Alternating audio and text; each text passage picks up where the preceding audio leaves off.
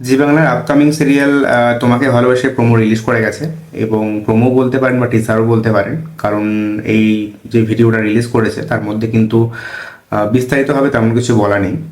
তবে দেখে যেটা বোঝা যাচ্ছে এটা সম্ভবত জি বাংলা প্রোডাকশন থেকেই এই সিরিয়ালটা মানে বানানো হচ্ছে। আর এই সিরিয়ালের সব থেকে বড় উল্লেখযোগ্য যেটা বিষয় সেটা হচ্ছে যে বহুত দিন পর আমাদের রানিমা অর্থাৎ দিতিপ্রিয়া কামব্যাক করছে ছোট পর্দায়। তো দিতিপ্রিয়ার মতো একজন অভিনেত্রী যখন একটা সিরিয়ালে কামব্যাক করছেন, তখন বুঝতে হবে যে সিরিয়ালটা যথেষ্ট গুরুত্ব রয়েছে। তো চলুন আজকে এই সিরিয়ালটার প্রোমো নিয়ে আমরা রিভিউ করব। তো প্রোমোটা আগে একবার দেখে নিই। হাওয়ার থেকেও জোরে ছুটতে আমার দারুণ আচ্ছা, লাগে। বনের রাস্তা, উড়োজাহাজ, ওরে আস্তে আস্তে, মাটিতে সাইকেল চালিয়ে কি কখনো হেলিকপ্টারের সাথে পাল্লা খুব দেওয়া যায়? সুন্দর গ্রামের ভিউটা। আকাশের কোন কোণে মনের মানুষ কোন ঘরে আচ্ছা, বসত করে সেই জন্যই তো পা মাটিতে থাকা উচিত। যখন খুশি ছোটা যায়, আবার যেখানে খুশি থামাও যায়। আর একদিন দেখলি আচ্ছা, বহুরূপীও আছে। ওই কাপটারে করি তোর মনে মানুষটাই এলো, তখন তাকে মাটিতে কি করে নামাবি? ভালোবাসা সত্যি হলে মাটিতেও আকাশ নেমে আসে।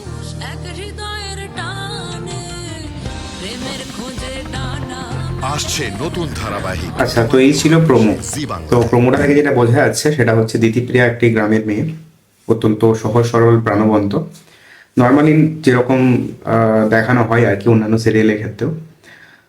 এবং এখানে বহুরূপীর কথার মধ্যে একটা খুব বড় বিষয় তুলে ধরা হয়েছে, মানে সিরিয়ালে আগাম কিছু গল্প হিসাবে। সেখানে উড়োজাহাজের কথাটা দেখানো হচ্ছে, মানে বোঝা যাচ্ছে যে যিনি নায়ক হবেন তিনি সম্ভবত পাইলট।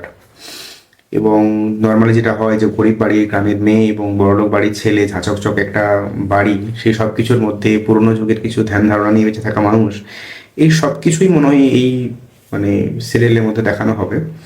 তবে একটাই বিষয়, দিতিপ্রিয়ার মতো একজন অভিনেত্রী যখন ফিরছেন তখন আশা করছি সিরিয়ালটা অবশ্যই ভালো হবে, সিরিয়ালের কনসেপ্টটাও ভালো হবে।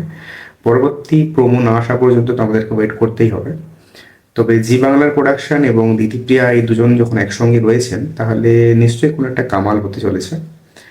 তো দেখা যাক আগামী দিনে কেমন রেসপন্স পাওয়া যায়। যদিও দিতিপ্রিয়ার জীবনের সেরা কাজ যদি এখনো পর্যন্ত ধরা হয় সেটা হচ্ছে রানী রাসমণি। এবং রানী রাসমণি যে শুধুমাত্র দিতিপ্রিয়ার জীবনটা বদলে দিয়েছিল এমন কিন্তু নয়। রানী রাসমণি যখন প্রথম প্রোমো আসে ও পরে সিরিয়ালটা চালু হয়, সেই সময় কিন্তু জি বাংলায় বেশিরভাগ সিরিয়ালই 1 থেকে 5-এর মধ্যে আসতো না, আসলো একটা বা দুটো আসতো। রানী রাসমণি আসার পরে এবং তার পরবর্তী বেশ কিছু সিরিয়াল জি বাংলার টিআরপি অত্যন্ত হাই করে দেয়। পরবর্তী 3-4 বছর পর্যন্ত জি বাংলায় টিআরপিতে একদম হাই ছিল।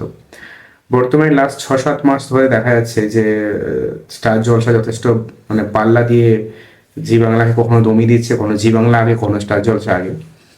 তবে সম্ভবত এই বিষয়টার ওনারা ভেবেছেন যে যে দিতিপ্রিয়ার হাত ধরে সেকেন্ড অপশন থেকে ফার্স্ট অপশনে চলে গেছিল জি বাংলা, হয়তো আবার সেই দিতিপ্রিয়াকে এই কারণে ব্যাক করা হচ্ছে, হয়তো দিতিপ্রিয়া ওদের জন্য লাকি চান।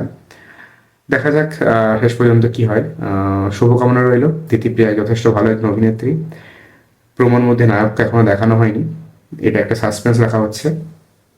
এবং সিরিয়ালটি আসতে সম্ভবত বেশ কিছুদিন সময় লাগবে।